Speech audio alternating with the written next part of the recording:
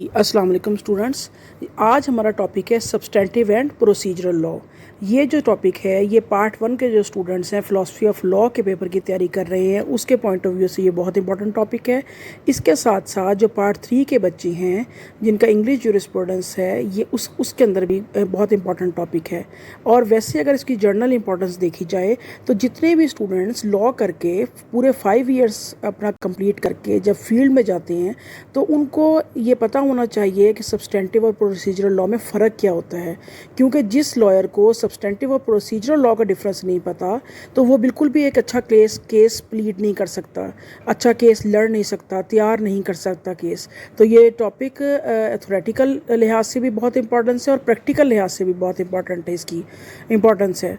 तो हम चलिए स्टार्ट करते हैं। अब मैं आप लोगों को पढ़ाऊँगी, समझाऊँगी पेपर के पॉइंट ऑफ व्यू से, साथ साथ गाइड करती जाऊँगी। अगर ये पेपर में क्वेश्चन आ जाता है तो आपने इसको अटैम्प्ट कैसे करना है। फ़र्स्ट ऑफ़ ऑल तो जब ये पेपर में क्वेश्चन आएगा तो आपने इसका इंट्रोडक्शन जो लिखना है उसके अंदर आप ये फॉलोइंग डिटेल्स, ये व्हाट इज़ लॉ, लॉ की 2-4 डेफिनेशंस अच्छी सी वो लिख सकते हैं। सोर्सेज ऑफ लॉ का चार्ट बना सकते हैं, क्लासिफिकेशन ऑफ लॉ का चार्ट बना सकते हैं, लॉ की कितनी किस्में होती हैं वो बता सकते हैं थोड़ा सा चार्ट की फॉर्म में। अब ये जो सारा डाटा आपने इसके अंदर डालना है वो बिल्कुल इस तरह नहीं डालना कि आपको लगे, एग्जामिनर को लगे कि जी इसने क्लासिफिकेशन ऑफ लॉ वाला क्वेश्चन शुरू कर दिया है या सोर्सेज ऑफ लॉ का शुरू कर दिया है। इस तरह नहीं डालते। जब भी इस तरह की जो रेलिवेंट जो डिटेल होती हैं, जो दूसरे क्वेश्चन की होती हैं, वो जब हमने इस्तेमाल करनी होती है अपने किसी क्वेश्चन में, तो हम उसको इस तरीके से क्वेश्चन में अटेम्प्ट करते हैं कि उसका जिस्ट सा बना देते हैं। सिर्फ सोर्सेज का चार्ट बना दिया, क्लासिफिकेशन का चार्ट बना दिया और लॉ की 2-4 डेफिनेशंस लिख दी। ये हमारा इंट्रोडक्शन हो गया और फिर सीधा उसके बाद हम आ गए अपने मेन क्वेश्चन पे जो एग्जामिनर ने पूछा है। इस तरह हमारे जो लेंथ है क्वेश्चन की वो भी बढ़ जाती है। एग्जामिनर को एक ओवरव्यू भी मिल जाता है कि इस बच्चे का कॉन्सेप्ट क्लियर है, इसका इंट्रोडक्शन इतना अच्छा है तो इसका मतलब है इसका क्वेश्चन भी बहुत अच्छा होगा। इस तरह आपने क्वेश्चन स्टार्ट करना है। चलिए हम पढ़ते हैं। आप सब्सटेंटिव लॉ सबसे पहले, सब्सटेंटिव लॉ को क्या कहते हैं? Is also known as real law और लॉ इन द बुक्स। इसको रियल लॉ भी कहते हैं और लॉ इन द बुक्स भी कहते हैं। ठीक है। अब ये होता क्या है? It refers to the body of legal principle, rules and regulations that define the rights and duties and responsibilities of individuals and entities within a society. क्या करता है ये कि ये क्या होते हैं? रूल्स होते हैं, प्रिंसिपल्स होते हैं, वो असूल होते हैं, वो रेगुलेशंस होती हैं जो बताते हैं कि किस बंदे के क्या राइट हैं, किसी बंदे के, और उसकी क्या ड्यूटीज़ हैं। किसी कंपनी की क्या राइट्स हैं और उसकी क्या ड्यूटीज़ हैं। किसी भी एंटिटी की क्या राइट है या क्या ड्यूटीज़ हैं। किसी भी सोसाइटी की क्या ड्यूटीज़ हैं। तो इसका मतलब क्या है कि जो सब्सटेंटिव लॉ होगा वो हमेशा राइट्स और ड्यूटीज़ से डील करेगा। ये बातें आपने याद रखनी हैं। हर एक को बताएगा कि उसके राइट्स क्या हैं और उसकी ड्यूटीज़ क्या हैं। सब्सटेंटिव लॉ की मुख्तलिफ आगे आप किस में पढ़ेंगे, मुख्तलिफ सब्जेक्ट्स पढ़ेंगे सब्सटेंटिव लॉ के, लेकिन हर सब्जेक्ट का मेन जो पर्पज़ होगा वो राइट्स और ड्यूटीज़ ही बताना होगा। ठीक है, क्लियर है। नेक्स्ट है, it forms the foundation of the legal system. Substantive law जो क्या करते हैं वो फाउंडेशन बनाते हैं किसी भी लीगल सिस्टम की, and serve as the basis for resolving dispute and enforcing justice. और इनका मकसद क्या होता है? सर्व क्या करते हैं ये सब्सटेंटिव लॉ से? क्या कि ये रिजॉल्व करते हैं डिस्प्यूट्स को और इन्फोर्स करते हैं जस्टिस को। किस तरह रिजॉल्व करते हैं डिस्प्यूट को? ये कॉमन सेंस की बात है। देखें, जब एक बंदे को, एक एंटिटी को, एक कंपनी को, एक सोसाइटी को उसके राइट्स और ड्यूटीज़ का पता होगा तो ऑटोमेटिकली डिस्प्यूट रिजॉल्व हो जाएगा। जब कोई बंदा अपना इंटरेस्ट को क्लेम करेगा और वो गलत बात क्लेम कर रहा हो तो दूसरे बंदे ने जस्ट ये कहना है कि सब्सटेंटिव लॉ के मुताबिक आपका तो ये राइट एग्जिस्ट ही नहीं करता, ये राइट तो रिकॉग्नाइज्ड ही नहीं है सब्सटेंटिव लॉ से, और वो डिस्प्यूट रिजॉल्व जो भी जज होगा वो उसके ऊपर फैसला कर लेगा कि जी राइट बनता है कि नहीं। उसने देखना है जाके कि जो लॉ है, रेलिवेंट लॉ जो है उसके अंदर इस बंदे किसका राइट बनता है। जिसका राइट बनता होगा वो उसके हक में फैसला कर देगा। ठीक है। और जिसकी ड्यूटी बनती होगी उसको कहेगा कि जी आप ड्यूटी परफॉर्म करें। यह जनरल सा कॉन्सेप्ट है सब्सटेंटिव लॉ का। अब इसकी हम डेफिनेशन एंड पर्पस की आप हेडिंग दे सकते हैं। नंबर 1 दें, substantive law encompasses the actual laws and regulations that governs various aspect of life such as contract, property, tort, criminal offences, family laws and more. अब देखें, ऊपर जो कॉन्सेप्ट इंट्रोडक्शन का है वो आपने याद रखना है। उसके बाद अब वो डिफाइन कर रहा है और बता रहा है पर्पस। सब्सटेंटिव लॉ जो है ना वो एक्चुअल लॉज होते हैं। वो क्या करते हैं, मुख्तलिफ ज़िंदगी के जो एस्पेक्ट्स ऑफ लाइफ हैं उनको रेगुलेट करते हैं। फॉर एग्जांपल जो कॉन्ट्रैक्ट के मामलात होते हैं तो उसके अंदर आपको आगे जाके आप पढ़ेंगे कॉन्ट्रैक्ट एक्ट। वो कॉन्ट्रैक्ट एक्ट क्या करेगा, बायर और सेलर की जो राइट्स और ड्यूटीज़ हैं वो डिफ़ाइन करेगा, बताएगा कॉन्ट्रैक्ट आपने करना कैसे है, किस तरह फ्री कंसेंट से आप कॉन्ट्रैक्ट साइन कर सकते हैं, कब राइट बनेंगे, कब ड्यूटीज़ हैं आपकी, कहाँ तक राइट हैं। तो इसका मतलब है राइट एंड ड्यू, ये हमारा क्या है, कॉन्ट्रैक्ट एक्ट, सब्सटेंटिव लॉ। इसी तरह जब हमारा कोई प्रॉपर्टी का केस आ जाएगा, प्रॉपर्टी का कोई डिस्प्यूट आ जाएगा, तो प्रॉपर्टी के ऊपर क्या होता है, प्रॉपर्टी लॉज होते हैं हमारे ऊपर। प्रॉपर्टी की सेल परचेज कैसे होगी, ट्रांसफ़र ऑफ प्रॉपर्टी कैसे होगी, मूवेबल प्रॉपर्टी क्या होती है। ये आप लोग पार्ट 1 के लिए तो ये बहुत ज़्यादा कॉन्सेप्ट नहीं है, लेकिन ये आहिस्ता आहिस्ता ये आप हर आगे जाने वाले पार्ट्स में पढ़ेंगे। ये सारे सब्सटेंटिव लॉज हैं, ये बकायदा आपके सब्जेक्ट हैं, इनके ऊपर आपके पेपर होंगे, ठीक है। इसी तरह टॉर्ट है, क्रिमिनल ऑफेंसेस। अगर हम क्रिमिनल साइड पे चले जाएं तो क्रिमिनल साइड के ऊपर भी आपको सब्सटेंटिव लॉ मिलेगा। सब्सटेंटिव लॉ क्रिमिनल साइड पे आपका होता है पीपीसी, पाकिस्तान पीनल कोड। वो बताता है कि अगर आप ये ऑफेंस करेंगे, ऑफेंस को डिफाइन करता है और ये कहता है जी ये तमाम सिटीज़न ऑफ पाकिस्तान की ये राइट्स होंगे, ये ड्यूटीज़ होंगे। किसी हर एक की ये ड्यूटी है कि किसी दूसरे बंदे को नुकसान नहीं पहुंचाना, किसी दूसरे की प्रॉपर्टी को चोरी नहीं करना, किसी दूसरे को कत्ल नहीं करना। तो ये वो डिफ़ाइन क्या कर रहा है, वो Pakistan penal code criminal side पर आपका सब्सटेंटिव लॉ है, वो डिफ़ाइन कर रहा है राइट्स और ड्यूटीज़ को और पनिशमेंट्स को, कि अगर कोई राइट इस लॉ को तोड़ेगा, सब्सटेंटिव लॉ को, तो इसकी क्या पनिशमेंट होगी। इसी तरह जब आप फैमिली वाली साइड पे जाते हैं तो फैमिली लॉज होंगे आपके, मुस्लिम फैमिली लॉज, ऑर्डिनेंस हैं, मुख्तलिफ हैं। इसी तरह सब्सटेंटिव लॉ हैं, ठीक है। नेक्स्ट है, its primary purpose is to establish the rights and obligations of individuals and organisations ensuring order and fairness in society. वही बात है कि क्या करता है, इसका पर्पस क्या है सब्सटेंटिव लॉ का, कि ये इस्टेब्लिश करता है राइट्स एंड ऑब्लिगेशंस। ऑब्लिगेशन का लफ्ज़ इस्तेमाल कर लें, कहीं पर आपने ऑब्लिगेशन का लफ्ज़ लिख देना है, राइट्स एंड ऑब्लिगेशन कहीं लिख देना है, राइट्स एंड ड्यूटीज़, ताकि थोड़ी सी वोकैबुलरी आपकी चेंज होती रहे और सेंटेंस चेंज हो, बाकी बात सारी वही है। नेक्स्ट नंबर 2 हेडिंग आपने देनी है क्रिएशन ऑफ सब्सटेंटिव लॉ। ये क्रिएट कैसे होते हैं, बनते कैसे हैं सब्सटेंटिव लॉ, इनका सोर्स क्या होता है। देखिए, substantive law is created through a variety of process. बहुत ज़्यादा तरीकाकार है इनके बनने के, depending on the legal system of a particular jurisdiction. किस लीगल सिस्टम में वो लॉ बन रहा है इस पर डिपेंड करता है। इंडिया की लीगल सिस्टम क्या है, यूके का लीगल सिस्टम क्या है, यूएसए का क्या है, पाकिस्तान का क्या है, और उसमें कैसे बनेगा लॉ, एक बताया कैसे गया है, उस तरीके से लॉ बन सकता है substantive law. It can originate from क्या, लेजिस्लेशन। पास्ट पर लेजिस्लेचर होता है ना, जो लॉज बनाते हैं उसको कहते हैं लेजिस्लेशन, या उसे कहते हैं स्टैट्यूटरी लॉज। एक मुल्क की लेजिस्लेचर या जो पार्लियामेंट हमारे बैठी होती है, जो लॉ मेकिंग बॉडी होती है, वो लॉ बना सकती है, वो सब्सटेंटिव लॉ बनाती है, देखती है कि फैमिली का मैटर है, इसके ऊपर सब्सटेंटिव लॉ होना चाहिए। एक तो इसका तरीकाकार ये है। दूसरा तरीकाकार कैसे बन सकते हैं ये लॉ, जुडिशियल डिसीजन से। जो कॉमन लॉ लीगल सिस्टम जहाँ पर होते हैं वहाँ पर ये जुडिशियल डिसीजन से बनते हैं। फिर ये एडमिनिस्ट्रेटिव रेगुलेशन से भी बन सकते हैं। मुख्तलिफ एडमिनिस्ट्रेटिव अथॉरिटीज़ अपने डिपार्टमेंट की हद तक एडमिनिस्ट्रेशन चलाने के लिए मुख्तलिफ सब्सटेंटिव लॉज बना सकते हैं। एंड इवन कस्टमरी प्रैक्टिसेस, ये देखिए आप सीख रहे होंगे कि तमाम जो हमने सोर्सेज ऑफ लॉ का क्वेश्चन तैयार किया है वही बता रहे हैं। इसका मतलब क्या है कि जो हमने सोर्सेज ऑफ लॉ में मटीरियल पढ़ा हुआ है वही सोर्स है सब्सटेंटिव लॉ की क्रिएशन का भी। क्लियर है। नेक्स्ट जी, कैटेगराइजेशन। अब जो हमारे सब्सटेंटिव लॉ है ना उसको आगे हम दो हिस्सों में तकसीम कर देते हैं। Substantive law can be categorised into 2 main branches, civil law और क्रिमिनल लॉ। मेन कर लिया। अब सिविल लॉ की साइड पे जो भी एक्ट हमारे पास होंगे, जो भी लॉज होंगे, जो राइट्स एंड रिस्पॉन्सिबिलिटीज़ को डिफाइन कर रहे होंगे, वो कहेंगे हम सब्सटेंटिव सिविल लॉ। और इसी तरह क्रिमिनल साइड पे जब हम जाएंगे तो जो भी चीज़ें डिफ़ाइन कर रही होंगी ऑफेंसेस को, पेनल्टीज़ को, प्रोसीजर को, प्रोसीजर फॉर प्रोसिक्यूटिंग इंडिविजुअल्स को, तो वो क्या हमारा होगा, सब्सटेंटिव क्रिमिनल लॉ होगा। ठीक है, ये कैटेगराइजेशन दो इसकी है, मेन सिविल और क्रिमिनल।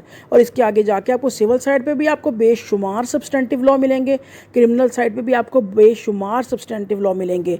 जबकि इनके प्रोसीजरल लॉ आपको, प्रोसीजरल लॉ को जब आगे हम जाके पढ़ेंगे तो मैं आपको बताऊंगी कि क्या है। सिविल का एक जनरल प्रोसीजर है, civil procedure code.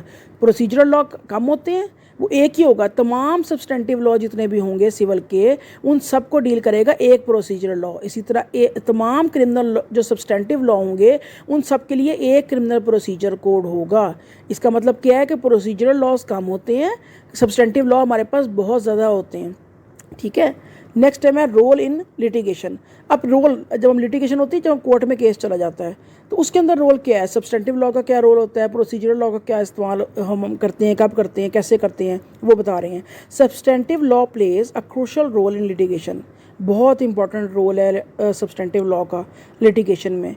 When dispute arises, parties refer to substantive law to understand their legal rights and obligations।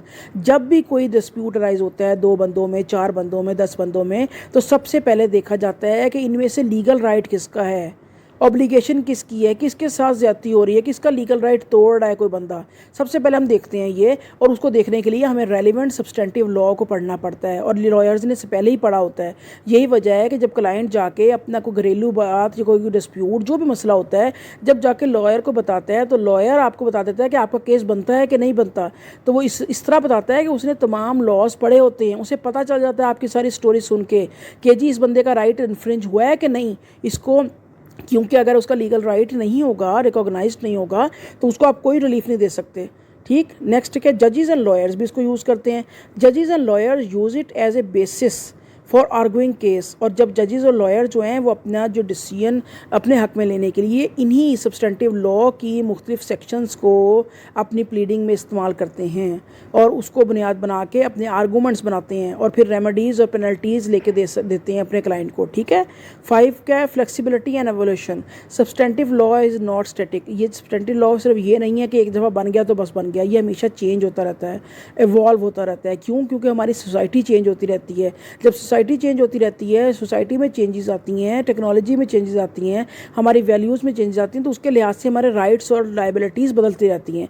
जब राइट्स और लाइबिलिटीज़ बदलती रहती हैं, तो उसकी वजह से हमारे सब्सटेंटिव लॉ भी बदलते जाते हैं। ठीक है। तो क्या, new laws may be enacted to address emerging issues. नए इशूज़ जो बनते हैं उनको सॉल्व करने के लिए नए लॉ बनते हैं। Decision and judicial decisions can interpret existing laws to adopt the contemporary circumstances. और जो जुडिशियल डिसीजन होते हैं वो री इंटरप्रेट करते हैं तमाम सब्सटेंटिव लॉज को, और जो नया इशू आया हुआ होता है उसको सॉल्व करने की कोशिश करते हैं। इसका मतलब क्या है कि सब्सटेंटिव लॉ फ्लेक्सिबल है और इवॉल्व होता जा रहा है, चेंज होता जा रहा है सोसाइटी के साथ। ठीक है। नेक्स्ट क्या है, रिलेशन टू प्रोसीजरल लॉ। अब इसका रिलेशन वो कह रहे हैं प्रोसीजरल लॉ के साथ क्या है। Substantive law is distinct from procedural law. ये प्रोसीजरल लॉ से बहुत फ़र्क है, बिल्कुल फ़र्क है। Which govern the procedure. Procedural law क्या करता है, वो हमें प्रोसीजर बताता है, प्रोसेस बताता है, रूल्स बताता है कि जो लीगल प्रोसीडिंग है उसने चलना कैसे है। जबकि सब्सटेंटिव लॉ में क्या बताता है, व्हाट इज़ लीगल और इलीगल। ये बहुत इंपॉर्टेंट 2 लाइन है। ये इन दो लाइनों में ही इनका सेम मेन डिफरेंस आ गया है कि सब्सटेंटिव लॉ में बताता है व्हाट इज़ लीगल और इलीगल, क्या लीगल है क्या इलीगल है, क्या राइट है क्या ड्यूटी है। सब्सटेंटिव लॉ का काम इतना ही है।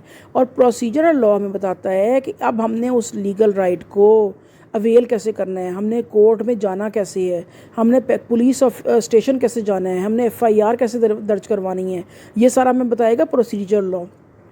ठीक है।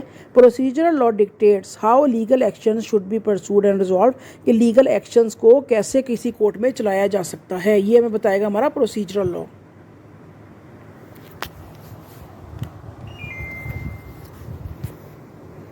ये हो गया। नेक्स्ट हमारा आ गया है, लास्ट हेडिंग है ये, इंटरनेशनल और कंपैरेटिव लॉ। अब सब्सटेंटिव लॉ क्या है, अगर हमने अभी तक जो पढ़ा है वो पढ़ा है हमने नेशनल लेवल के ऊपर।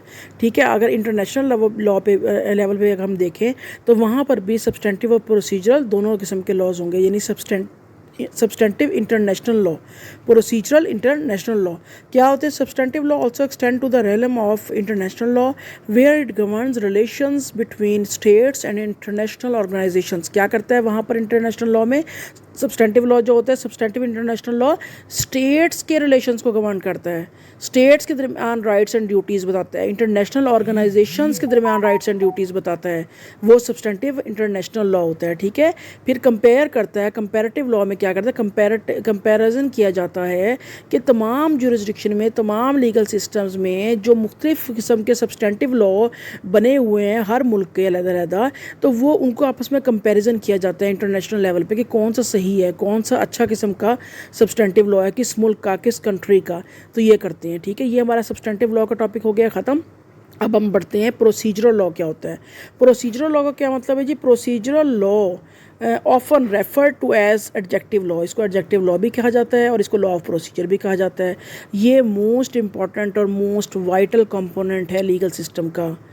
It outlines the rules and processes that might be followed in a legal proceedings।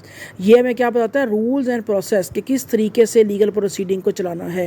One by one हम इसके करेक्टरिस्टिक पढ़ते हैं, क्लियर होता जाएगा। Legal procedures, procedural law establishes the formal procedures and mechanisms for handling legal matters including civil and criminal cases.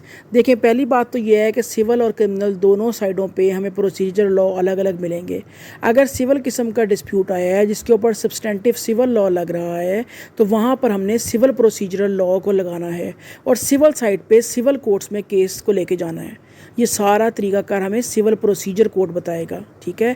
और जहाँ पर हमारे पास कोई सब्सटेंटिव क्रिमिनल लॉ की तरफ से केस आया है और वो क्रिमिनल केस है, क्रिमिनल साइड पर उसने चलना है, तो हमारे पास क्रिमिनल प्रोसीजर कोड होगा। हम क्रिमिनल प्रोसीजर कोड को खोलेंगे और देखेंगे कि इस केस को कोर्ट तक लेके कैसे जाना है। लीगल प्रोसीजर्स हमने सिविल और क्रिमिनल के अलग-अलग हमारे प्रोसीजर हैं, उनसे हम देखते हैं कि कोर्ट को चलाना कहते हैं, चलाना यानी कोर्ट तक जाना कैसे है।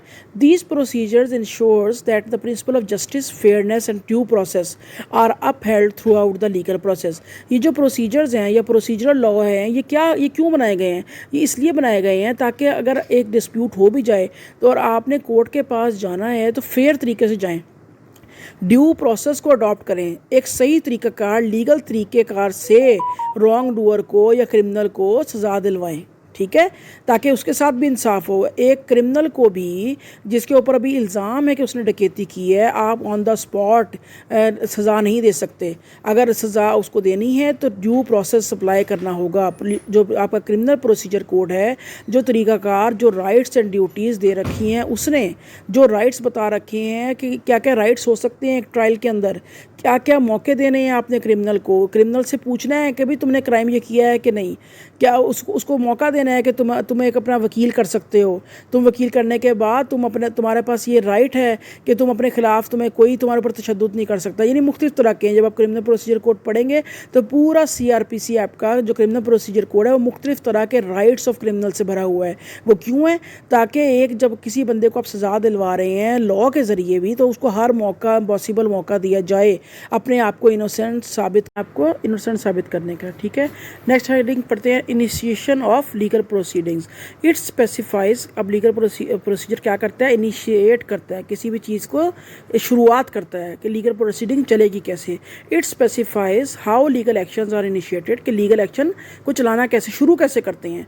Weather through the filing of a complaint in a civil case और the charging of individuals in criminal case. Civil side का अगर कोई डिस्प्यूट सिविल नेचर का है तो उसको सिविल कोर्ट में इनिशिएट कैसे करना है, प्रोसीडिंग को दावा दायर कैसे करना है, ये सारा कुछ। दावा दायर करने के लिए क्या क्या रिक्वायर्ड डॉक्यूमेंट होने चाहिए।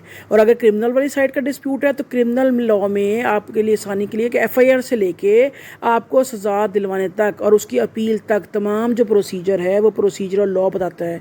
यही वजह है कि जब भी कोई डिस्प्यूट होता है आप लोगों का, जब आप एक वकील के पास जाते हैं तो वो आपको सही रास्ता बताता है कि आपने किस रास्ते पर चल के रिलीफ लेना है। वो कैसे बताता है कि उसने तमाम क्रिमिनल प्रोसीजर कोड, तमाम सिविल प्रोसीजर कोड, तमाम सब्सटेंटिव लॉ सब कुछ पढ़े होते हैं। पढ़ के पास करके पेपर दे के उसको बार बार पढ़ के उसका एक एक सेक्शन उसको ज़बानी याद होता है, इसलिए वो आपको गाइड कर सकता है, अपने क्लाइंट को गाइड कर सकता है, ठीक है। नेक्स्ट क्या है? Procedure offer include requirement of filing documents, serving notice to parties involved and paying fees. अब जो प्रोसीजरल लॉज होते हैं वो आपको क्या बताते हैं कि कौन कौन से डॉक्यूमेंट ज़रूरी होते हैं। वकील कहता है ना ये डॉक्यूमेंट लेके आएँ, वो कहाँ से कहता है? जो प्रोसीजरल लॉ ने कह रखा है। फिर कहते हैं कि सर्विंग ऑफ नोटिस, दूसरी पार्टीज़ को समन कैसे भिजवाने हैं, नोटिस कैसे सर्व करने हैं, इसका भी एक तरीकाकार प्रोसीजरल लॉ ने बताया गया होता है, ठीक है। फिर कोर्ट फी कैसे लगेगी, ये सारे कौन से मैटर हैं? ये सारे मैटर प्रोसीजरल लॉ डील करता है, वो हमें बताता है। फिर प्रोसीजरल लॉ क्या करता है? कोर्ट स्ट्रक्चर बताता है। देखें, procedural law defines the structure of the court systems including the types of courts, their jurisdiction and hierarchy of appeals. देखें, वो क्या बताता है सारी के कौन सी कोर्ट्स होंगी, कितनी कोर्ट्स होंगी, सिविल कोर्ट्स कौन सी होंगी, मजिस्टेरियल कोर्ट्स कौन सी होंगी, उनकी जुरिस्डिक्शन क्या होंगी, किस किस टाइप की कोर्ट्स होंगी, फैमिली कोर्ट्स कौन सी होंगी, ठीक है। फिर उनकी हायरार्की बताता है कि सीनियर सिविल जज होगा, एडिशनल सेशन जज होगा, सेशन जज होगा, कौन किसके ऊपर होगा, कौन किस किस किस जज की अपील किसके खिलाफ उसकी अपील के लिए आप किस फॉरम पे जाएंगे, ये सारा कुछ कौन बताएगा आपको, आपका प्रोसीजरल लॉ। नंबर 2 में बताया उन्होंने, इट आल्सो प्रिस्क्राइब्स हाउ जजेस एंड ज्यूरीज आर सिलेक्टेड। यहाँ तक आपको प्रोसीजरल लॉ बताता है कि कैसे ज्यूरीज और जजेस सिलेक्ट होंगे किसी केस के लिए, ठीक है। नेक्स्ट प्रोसीजरल लॉ क्या होता है, evidence and discovery. Procedural law governs the rule of evidence. अब आप लोगों ने केस में देखा होगा, फिल्मों में भी देखा होगा मुख्तलिफ, कि जो कटहरे में गवाह खड़ा हुआ है और वो गवाही दे रहा है और वो बता रहा है, तो ये चीज़ें सारी भी वो गवाह को गटेरे तक लेके कैसे आना है, गवाह गवाही किस किस चीज़ पे दे सकता है, कैसे देगा, उसके ऊपर एग्जामिनेशन इन चीफ कैसे होगी, क्रॉस एग्जामिनेशन उस पर जरा कैसे होगी, ठीक है, उस पर क्रॉस क्वेश्चनिंग कैसे होगी, वो क्या क्या चीज़ बात कोर्ट में किस अंदाज से कर सकता है, कौन कौन से डॉक्यूमेंट दे सकता है, ये सारा कुछ कौन बताएगा हमें, प्रोसीजरल लॉ बताता है। कौन सी एविडेंस एडमिसिबल है इन कोर्ट, कौन से नॉन एडमिसिबल हैं इन कोर्ट, उनको एविडेंस को, उन गवाहों को, उन सबूतों को कोर्ट में जज के सामने प्रेजेंट कैसे करना है, ये सारा तरीकाकार आपको बताएगा आपको procedural law. It also addresses the process of discovery which allow. अच्छा, ये जो टॉपिक है ना एविडेंस और डिस्कवरी वाला, ये पार्ट 1 वाले बच्चों को बहुत ज़्यादा कॉम्प्लिकेटेड लग रहा होगा। अगर आप लोग स्किप भी करना चाहें तो आप स्किप कर सकते हैं, क्योंकि ये वीडियो मैं बना रही हूँ सबके लिए। इसमें पार्ट 1 वाले 2, 3, 4, 5 इवन जो पास करके जा चुके हैं, जो प्रैक्टिस कर रहे हैं, उनके लिए भी, तो इसलिए मैं चीज़ों को ज़रा इन डिटेल एक्सप्लेन कर रही हूँ। तो जो भी चीज़ें पार्ट 1 को कॉम्प्लिकेटेड लगे वो आप लोगों ने पेपर पॉइंट ऑफ व्यू से छोड़ देनी है, पेपर में उससे घबराना नहीं है, बहुत मटेरियल है, ठीक है। नेक्स्ट पढ़ते हैं ट्रायल प्रोसीजर। नंबर 5 पे है ट्रायल प्रोसीजरल लॉ, हमें ट्रायल को चलाने का तरीकाकार बताता है। In a trial setting procedural law regulates the conduct of proceeding, कि जब एक कोर्ट में केस चल पड़ा, अब वो डे टू डे वो प्रोसीडिंग चलेगी कैसे, including the order in which witnesses testify. Witness जो होंगे वो टेस्टिफाई गवाही देंगे कैसे, the presentation of arguments and the examination of witness. अच्छा, किस किस तरतीब से होगा, विटनेस कब आएंगे, आर्गूमेंट्स कब होंगे, एग्जामिनेशन चीफ कब होगी, क्रॉस एग्जामिनेशन कब होगी, ये सारा प्रोसीजर कौन बताएगा हमें, प्रोसीजरल लॉ। या आके जाके आप सिविल प्रोसीजर और क्रिमिनल प्रोसीजर में इन डिटेल पढ़ेंगे क्वेश्चन, और इसके ऊपर सेपरेट जो हमारे पार्ट 3, 4, 5 वाले बच्चे हैं वहाँ पर इस पर सेपरेट क्वेश्चन भी बने होते हैं इसी टॉपिक के ऊपर, ठीक है। आगे क्या, it also outlines rules for objection. अच्छा, ऑब्जेक्शन कहते हैं ना, माय लॉर्ड ऑब्जेक्शन, ये मेरे क्लाइंट को डरा रहे हैं, डरा के हमारे बयान को चेंज कर रहे हैं, फिल्मों में आपने देखा होगा, तो उस ऑब्जेक्शन उठाने का भी तरीकाकार है एक, उस तरीक़ेकार के ऊपर चल के हम ऑब्जेक्शन उठाएंगे, हमारा वकील या हम, तो हमारा वकील उठाएगा तब ही कोर्ट में रिलीफ देगी। तो ये सारा तरीकाकार हमें बताएगा हमारा प्रोसीजरल लॉ। नेक्स्ट, जब हमारी ट्रायल कंडक्ट हो गई, कंक्लूड हो गई, ख़त्म हो गई, उसके बाद फैसला हो गया, या तो बरी हो गया कोई बंदा या फिर उसको सज़ा हो गई। अच्छा, मैं आपको क्रिमिनल की बार बार मिसाल इसलिए देती हूँ कि क्रिमिनल की मिसाल से ना बच्चों को समझ ज़्यादा अच्छी तरीके से आता है। सिविल में भी इसी तरह का होता है, लेकिन सिविल के क्योंकि आप लोगों के लिए मैटर बहुत कॉम्प्लिकेटेड हो जाते हैं, अगर मैं अभी फैमिली का कोई केस डिस्कस करना शुरू कर दूँ या कॉन्ट्रैक्ट का कर दूँ, तो वो आपको, क्योंकि अभी आपने कॉन्ट्रैक्ट एक्ट नहीं पढ़ा हुआ तो आपको समझ नहीं आएगा, प्रॉपर्टी लॉ नहीं पढ़ा हुआ तो समझ नहीं आएगा, इसलिए क्रिमिनल लॉ की मैं मिसाल देती हूँ। तो आपने सिर्फ उसको स्टिक नहीं करना उस तक, प्रोसीजरल लॉ दोनों तरफ होते हैं, क्रिमिनल साइड पे भी और सिविल साइड पे भी, ये कॉन्सेप्ट अपना क्लियर करना है। अच्छा, अब जब हमारी ट्रायल ख़त्म हो गई, क्रिमिनल हमारा एक ट्रायल चला, उसमें या तो बरी हो गया या फिर बंदे को सज़ा हो गई, दोनों सूरतों में हमारा क्रिमिनल प्रोसीजर कोड हमें बताता है, प्रोसीजरल लॉ, कि हम अपील कर सकते हैं। ट्रायल के बाद हम अपील करेंगे, अपील के फॉर्म बताता है। अब जो सिविल साइड पे जब हमने अपील करनी होगी तो हमारा सिविल प्रोसीजर कोड हमें बताएगा अपील कैसे करनी है, कितनी अपील कर सकते हैं, किसके पास करनी है, और अगर क्रिमिनल साइड पे हमने अपील करनी है तो हमें क्रिमिनल प्रोसीजर कोड बताएगा। क्या, procedural law defines the process of for filing. आप जिस तरह प्रोसेस उसने बताया था ना पहले कि इनिशिएट कैसे करनी है, क्रिमिनल लॉ ने यानी हमारे प्रोसीजरल लॉ ने ही बताया था। इसी तरह वो हमें बताएगा जो हमने फाइल कैसे करनी है, अपील्स रिव्यूज़ कैसे करनी है, डिसीजन कोर्ट के जो डिसीजन होते हैं उसके रिव्यू एप्लीकेशन भी होती है, रिवीजन भी होती है। तो अपील, रिव्यू, रिवीजन तमाम प्रोसेस ये बताएगा कैसे फाइल करनी है, कैसे आप उनके अंदर ग्राउंड्स क्या क्या हो सकती हैं, क्या क्या स्टेप होने चाहिए, क्या अपीलेट प्रोसेस होगा, ये सारा कुछ हमें कौन बताएगा, हमारा प्रोसीजरल लॉ। फिर क्या करता है, इन्फोर्समेंट ऑफ जजमेंट। अब जब जजमेंट आ जाती है एक, यानी जजमेंट का मतलब क्या, फैसला। जब एक फ़ैसला आ जाता है तो फैसले को इन्फोर्स कैसे करवाना है, बकायदा आपको सिविल साइड पे एप्लीकेशन देनी पड़ती है। बेशक आपके हक़ में फ़ैसला हो गया है, फिर आप एग्जीक्यूशन की एप्लीकेशन देते हैं कि जी इस फैसले पे अमल दरामद भी करवाया जाए, मुझे ये चीज़ लेके दी जाए, इस तरह होता है। तो once a court issues a judgement और ऑर्डर, जब एक कोर्ट जज और जजमेंट और ऑर्डर पास कर देती है, इशू कर देती है, तो procedural law provides mechanism for enforcing those decision. उन डिसीजंस पे अमल दरामद कैसे कराना है, ये भी हमें प्रोसीजरल लॉ बताता है। Such as the collection of damages और execution of court order remedies, यानी कि सिविल साइड पे अगर आपके हक़ में डैमेजेस का केस हो गया है और आपको यानी अब आपके हक़ में हो गया है कि फ़लाँ बंदे ने आपको 20,000 रुपये देने हैं और वो उसकी ड्यूटी थी कि वो आपको दे, तो 20,000 भी देने हैं और साथ 5,000 एज ए फ़ाइन देने हैं और टोटल उसने 25,000 आपको देने हैं। तो इसको इन्फोर्स करवाया जाता है, इस जजमेंट को, इसको एग्जीक्यूट करवाया जाता है और उसका प्रोसीजर भी आपको कौन बताता है, आपका प्रोसीजरल लॉ। नेक्स्ट आ गया alternative dispute resolution. Procedural law में also encompasses provisions for alternative dispute resolution method such as mediation और आर्बिट्रेशन। अच्छा, एक आपने देख लिया ये वाला तरीका, और एक आपने देखा आर्बिट्रेटर होते हैं, बीच में किसी को सालिस बना लेते हैं आप, ठीक है, जो सुलह कराने की कोशिश कर रहा होता है आपका, उसको कहते हैं अल्टरनेट डिस्प्यूट रेजोल्यूशन। जब आर्बिट्रेटर या मेडिएटर आपको लेके आए बीच में, अभी सिर्फ कोर्ट्स के तक ना जाएं, तो उसको कहते हैं आपने एक अल्टरनेट तरीकाकार अख्तियार किया है लॉ से रिलीफ लेने का। तो जो ये सारे अल्टरनेट डिस्प्यूट रेजोल्यूशन के चीज़ें भी हैं ना, मैटर्स भी हैं, ये भी प्रोसीजरल लॉ आपको बताता है।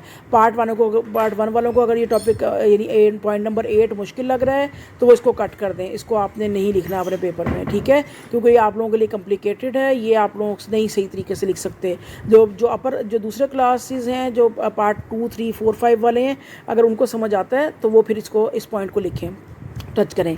नंबर 9 जो है स्टैट्यूट्स ऑफ लिमिटेशन। अब प्रोसीजरल लॉ हमें लिमिटेशन बताता है कि किसी केस को जब आपका लीगल राइट हुआ भी है ना इन्फ्रिंज, तो आपने कितने लिमिट में, कितने दिनों में कोर्ट के पास जाना है, कब FIR कटवानी है, कितनी देर में कटवानी है। ये नहीं करना है कि आपके साथ कोई ऑफेंस हुआ है और आप बैठे रहे हैं, 10 साल के बाद आपको याद आया है कि जी मैं तो FIR कटवाऊँ इस चीज़ की। नहीं, कोर्ट्स कहेंगी आपको कि आपको फ़ौरन आना चाहिए था। इसी तरह अगर कोई कॉन्ट्रैक्ट आपका हुआ है और आपका जो आप सेलर और बायर हैं, कोई दूसरी पार्टी आपको धोखा दे गई है, अब आप वो धोखा लेके बैठे रहें और 10 साल के बाद कोर्ट में जाएं और कोर्ट में जाके कहें कि जी मेरे साथ तो बड़ी ज़्यादती हुई है, तो कोर्ट आपको कहेगी हाँ जी ये तो मैं मानता हूँ, सारे डॉक्यूमेंट्स देख के, कॉन्ट्रैक्ट आपका एग्रीमेंट देख के कहेगा हाँ जी आपके साथ ज़्यादती तो हुई है, लेकिन आपने आने में बहुत देर कर दी है। तो ये जो सारा देर का प्रोसीजर है कि कब तक आप जा सकते हैं कोर्ट में और जब तक रिलीफ ले सकते हैं, जब तक आपको लॉ मशीनरी आपकी मदद करेगी, सारी कोर्ट्स आपकी मदद कर सकती हैं, वो आपको बताएगा आपका लिमिटेशन लॉज। और ये जो लिमिटेशंस लॉज होते हैं ये भी आपके प्रोसीजर लॉ ही की किस्म होते हैं, ठीक है, कंप्लाइंस एंड इन्फोर्समेंट करवाते हैं। अब ये आपका हो गया प्रोसीजर लॉ कंप्लीट। अब ये जो हमने डिटेल में डिस्कस किया ना ये सारी चीज़ें, उन्हीं को मैंने, आपने पहले इस पर सब्सटेंटिव लॉ लिखना है, प्रोसीजरल लॉ लिखना है और उसके बाद एंड पे इसका एक चार्ट बना लेना है। मुश्किल नहीं है, ये वही बातें हैं जो बार बार हम डिस्कस कर चुके हैं, लेकिन ये मैंने क्या किया, चार्ट की फॉर्म में लिख दी है। ये आपको याद करने में भी आसानी होगी और जब आप पेपर में लिखेंगे तो बड़ा अच्छा इंप्रेशन पड़ता है। और ये आप सारी जो प्रोसीजर, ये जो चार्ट हैं, ये आप क्लासिफिकेशन ऑफ लॉ का अगर आता है उसके अंदर भी लिख सकते हैं। अगर पहला क्लासिफिकेशन का सारा क्वेश्चन करने के बाद एंड पे सब्सटेंटिव लॉ और प्रोसीजरल लॉ का चार्ट डाल दें, अगर आपको लग रहा है कि मटेरियल कम है, ठीक है। क्या है जी, डेफिनेशन के लिहाज से इनका दोनों का फ़र्क क्या है। सब्सटेंटिव लॉ क्या करता है, डिफाइन राइट एंड ड्यूटीज़ करता है और प्रिंसिपल्स बताता है, ठीक है। और वो क्या करता है प्रोसीजर लॉ, ये लीगल प्रोसीजर और प्रोसेस बताता है। फोकस के लिहाज से अगर देखें तो सब्सटेंटिव लॉ किस पे फोकस करता है, व्हाट द लॉ इज़, और प्रोसीजर लॉ क्या करते हैं, how the law is applied, कि लॉ अप्लाई कैसे करना है। अगर कंटेंट के लिहाज से देखें तो सब्सटेंटिव लॉ क्या करता है, स्पेसिफिक लीगल राइट्स या लीगल रूल्स और स्टैंडर्ड्स मेंटेन करता है, जबकि प्रोसीजर लॉ क्या करता है, रूल्स और and procedure for legal action बताता है कि लीगल एक्शन के प्रोसीजर क्या होंगे। पर्पस क्या है, रेगुलेट करता है बिहेवियर एंड कंडक्ट को सब्सटेंटिव लॉ, जबकि प्रोसीजर लॉ क्या करता है, इंश्योर्स फेयरनेस। प्रोसीजर लॉ का क्या है कि लीगल प्रोसीडिंग में फेयरनेस हो, ये पर्पस है मेन, ठीक है। क्रिएशन क्या है, legislative act, substantive law legislative act से और कोर्ट डिसीजन से बनते हैं। प्रोसीजरल लॉ स्टेट्यूट से, कोर्ट रूल से और रेगुलेशन से भी बन सकते हैं। कैटेगरीज दोनों की वो है, सब्सटेंटिव भी आपके पास सिविल लॉ भी होंगे, क्रिमिनल लॉ भी होंगे, और सिविल प्रोसीजर भी होंगे और क्रिमिनल प्रोसीजर भी होंगे। इनिशिएशन जो आपका सब्सटेंटिव लॉ है वो बताता है आपके राइट्स एंड ऑब्लिगेशन, जबकि वो क्या प्रोसीजरल लॉ क्या करता है, हाउ केस आर इनिशिएटेड, कि केस को शुरुआत कैसे करानी है। कोर्ट स्ट्रक्चर के लिहाज से सब्सटेंटिव लॉ इसके ऊपर चुप है, सब्सटेंटिव लॉ का कोई काम नहीं है, वो डायरेक्टली रिलेट नहीं करता कोर्ट स्ट्रक्चर से, ठीक है। जबकि जो हमारा प्रोसीजरल लॉ है वो डिफाइन करता है कोर्ट्स कैसे बनेंगी, कैसे चलेंगी, उनकी जुरिसडिक्शन क्या होगी, उनका अख्तियार समात क्या होगा, ठीक है। अगर एविडेंस रूल की बात करें तो डिटरमाइन करता है substantive law admissibility of evidence, कि कौन सा एविडेंस एडमिसिबल है और कौन सा नहीं, ठीक है। जबकि जो प्रोसीजरल लॉ है वो क्या बताता है कि हाउ एविडेंस इज प्रेजेंटेड, कि उस एविडेंस को कोर्ट में जज के सामने पेश कैसे करना है, ये आपको बताएगा आपको प्रोसीजरल लॉ। अच्छा, ट्रायल प्रोसीजर के लिहाज से अगर हम देखें तो जो नॉट सब्सटेंटिव लॉ है वो डायरेक्टली नहीं बताता हमें ट्रायल प्रोसीजर, बिल्कुल नहीं, वो साइलेंट है, ठीक है। और जबकि जो हमारा प्रोसीजरल लॉ है उसका काम है कि हमें प्रोसीजर बताए, रेगुलेट करे conduct during court trials, trial को हमने कंडक्ट कैसे करना है वो सारा हमें प्रोसीजरल लॉ बताता है। नेक्स्ट इसके अपील सब्सटेंटिव लॉ के अंदर कोई जिक्र नहीं होता अपील्स का, अपील जो है वो बिल्कुल फोकस कौन सा है, किसका, प्रोसीजरल लॉ का है। Enforcement specific remedies and penalties बताता है सब्सटेंटिव लॉ, सिर्फ रेमेडीज़ बताता है ये क्या क्या आप सजाएं दिलवा सकते हैं, क्या क्या रेमेडी होगी, ठीक है। लेकिन उन रेमेडीज़ को हासिल कैसे करना है, उन पेनल्टीज़ को हमें, उन सज़ाओं को हमने अपने किसी क्रिमिनल को देना कैसे है, ये सारा प्रोसीजर बताता है हमें प्रोसीजरल लॉ, कंप्लाइंस करता है, ठीक है। Alternative dispute resolution substantive law का कोई ताल्लुक नहीं होता, ये भी किसका है, आपका प्रोसीजरल लॉ का है मेथड तमाम। स्टैट्यूट ऑफ लिमिटेशन का कोई ताल्लुक नहीं है सब्सटेंटिव लॉ से, ठीक है, नॉट डायरेक्टली रिलेटेड, बट जबकि प्रोसीजरल लॉ जो है उनके अंदर time limit for legal action होती है, ठीक है। ये हमारा डिफरेंस हो गया, ये आपने चार्ट लिख देना है। अब ये नेक्स्ट डिफरेंस मैंने आप लोगों के लिए एक और बनाया है, ये क्या है, differentiation between substantive and procedural law using examples in A tabular format. साथ साथ ना इनके अंदर मैंने आप लोगों के लिए एग्जांपल बता दी हैं। ये जिसको चार्ट नंबर 1 याद होता है सही तरीके से वो लिख ले। चार्ट नंबर 2 में क्या है फ़र्क, कि वही चीज़ें हैं, थोड़ा सा उसको डिटेल में लिख दी है और साथ साथ एक एग्जांपल लिख दी है ताकि आप लोगों को ज़्यादा अच्छी तरीके से समझ आ जाए। नेक्स्ट क्या है जी, डिफिनेशन दी है, define the rights and responsibility of individuals and entities. Procedural law क्या करता था, रूल्स और प्रोसेस बताता है, ठीक है। एग्जाम्पल पढ़ लेते हैं इसकी। Contract law, for example substantive law हमारे पास क्या आ गया, कॉन्ट्रैक्ट लॉ, ये से चार्ट नंबर 2 ज़्यादा अच्छा है। Defines the elements of a valid contract, बता फॉर एग्जांपल सब्सटेंटिव जो हमारा कॉन्ट्रैक्ट लॉ होता है वो हमें बताता है कि वैलिड कॉन्ट्रैक्ट क्या होगा, पार्टीज़ के क्या राइट होंगे, उस कॉन्ट्रैक्ट को साइन कैसे करना है, सेलर के क्या राइट होंगे, बायर के क्या राइट होंगे, फ्री कंसेंट क्या होगी। जबकि जो प्रोसीजरल लॉ है इसी मैटर में, कॉन्ट्रैक्ट वाले में, वो हमें बताएगा civil procedure outlines how lawsuit is initiated, कि इस लॉ सूट को जो कॉन्ट्रैक्ट लॉ के ज़रिए हम फाइल करने जा रहे हैं इसको इनिशिएट कैसे करना है, इसको कंडक्ट कैसे करना है और इसको रिजॉल्व कैसे कराना है कोर्ट से, ठीक है। अच्छा, ये अगर हम सिविल क्रिमिनल की मिसाल लें तो क्या है, होमिसाइड लॉज हैं, स्पेसिफाइज व्हाट कॉन्स्टिट्यूट मर्डर, यानी कि हमें बताता है हमारा सब्सटेंटिव क्रिमिनल लॉ पीपीसी कि क्या चीज़ मर्डर कहलाएगी और उस मर्डर की पेनल्टीज़ क्या होंगी, सज़ाएं क्या होंगी। जबकि जो हमारा प्रोसीजर कोड है, क्रिमिनल प्रोसीजर कोड है, वो हमें क्या बताएगा प्रोसीजरल लॉ, कि उस मर्डर को की ट्रायल कैसे चलेगी, क्रिमिनल ट्रायल कैसे चलेगी, उसकी अरेस्ट से लेके, उसके एविडेंस से लेके, उसकी प्रेजेंटेशन और उसकी सेंटेंसिंग, उसको सज़ा दिलवाने तक को सारा डील करेगा हमारा प्रोसीजरल लॉ। समझ आ रही है, पॉइंट्स वही हैं, सिर्फ उनको हमने एक्सप्लेन मैंने कर दिया है, किसके ज़रिए, थोड़े से एग्जांपल्स पुट कर दिए हैं फोकस के लिहाज से। देख लें नेक्स्ट आपका है जी एग्जांपल कैटेगरीज़ में, सिविल लॉ और क्रिमिनल लॉ की कैटेगरीज। सब्सटेंटिव राइट पे क्या है, प्रॉपर्टी राइट, टॉर्ट, कॉन्ट्रैक्ट हैं, और उसमें आपका लॉ फाइलिंग लॉ सूट है, एविडेंस रूल्स हैं, ये सारा आपने चार्ट पढ़ लेना है। यह सारा चार्ट है आपकी एग्जांपल्स के साथ, है सेम वही बातें हैं जो हमने चार्ट नंबर 1 में डिस्कस की हैं। अच्छा, अब जिन बच्चों को चार्ट नंबर 1 समझ आ रहा है, वो इजी लग रहा है, वो ज़रा बहुत ही शॉर्ट फॉर्म में है, तो वो याद कर लें। जिनको चार्ट नंबर 2 अच्छा लग रहा है, वो विद एग्जांपल इसको अटेम्प्ट करना चाहते हैं, वो उसको वो वाला याद कर लें। बेस मेक श्योर करें कि आप लोगों के स्पेलिंग ठीक हों, आप सबकी ग्रामर ठीक हो, सेंटेंस स्ट्रक्चर ठीक हो, आप लोगों के कॉन्सेप्ट क्लियर हो। मेरा ये ख्याल है कि इस वीडियो को जिस बच्चे ने पूरा सुना है, उसके वीडियो तो तमाम जो है ना कॉन्सेप्ट क्लियर हो गए होंगे। इसके बावजूद भी अगर आप लोगों को कोई इशू है, कोई मसला है, तो आप मेरे से कॉन्टैक्ट कर सकते हैं, मुझे बताएं और मैं उसको रिजॉल्व करने की कोशिश करूँगी। इस वीडियो के नीचे कमेंट में आप पूछ सकते हैं मेरे से, उन्होंने जो कोई क्वेश्चन पूछना है, अगर कुछ नहीं समझ आ रहा है इसमें तो आप लोग कमेंट में पूछ सकते हैं, मैं आपको कोशिश करूँगी कि आंसर दूँ। और best of luck for your exam, तैयारी करें और अगर कोई भी मसला हो तो आप कमेंट में मेरे से पूछ सकते हैं, इंशाल्लाह मैं रिजॉल्व करने की कोशिश करूँगी। ओके जी, अल्लाह हाफ़िज़।